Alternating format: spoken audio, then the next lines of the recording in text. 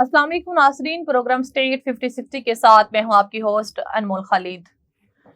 नाज़रीन, पूरी कौम की तरह कल मैंने भी यौम यकजहती कश्मीर भरपूर अंदाज में मनाया, अपनी सहाफ़ती ज़िम्मेदारियों के साथ मनाया और मुझे मनाना भी चाहिए था।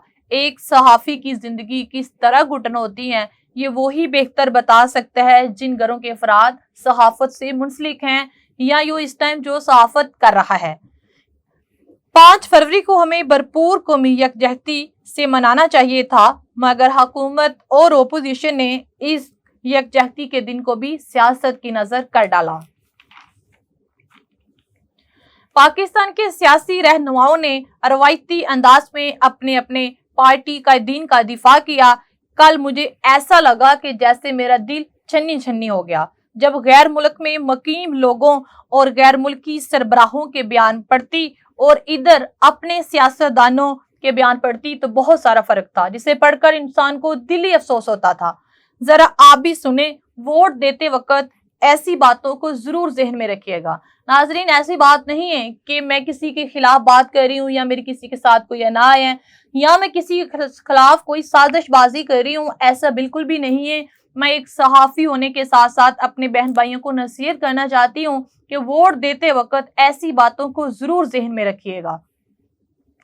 मोदी के अज़ाइम का बरपा शऊर को इल्म था, मगर इमरान खान साहब को इल्म नहीं था।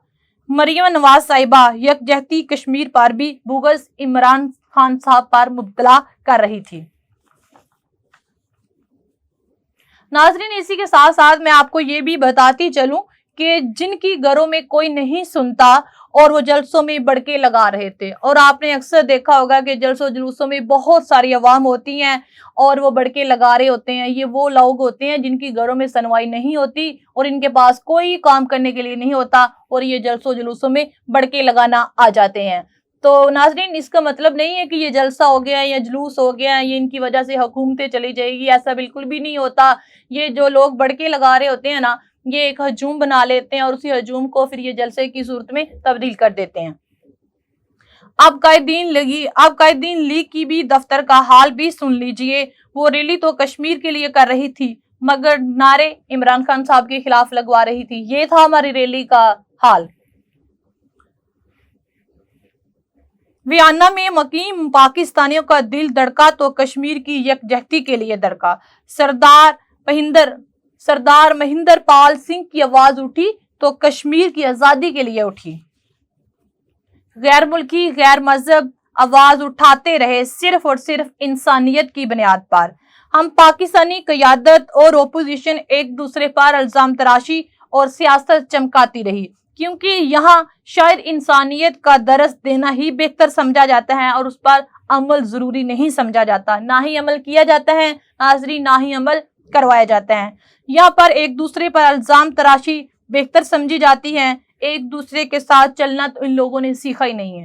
नाज़रीन, ये वो लोग हैं जो अपने मकासद के लिए एक दूसरे के साथ चलते हैं। जब इनके मकासद पूरे हो जाते हैं तो ये एक दूसरे के साथ बातचीत करना भी पसंद नहीं करते।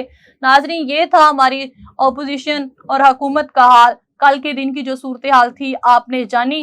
नाज़रीन, उम्मीद करती हूँ कि आप इसके ऊपर फीडबैक जरूर देंगे और इसी के साथ ही मेरे प्रोग्राम का वक्त खत्म हो रहे हैं। तब तक अपना ख्याल रखिएगा। अपने होस्ट अनमोल खालिद को दीजिएगा इजाज़त। अल्लाह हाफिज़।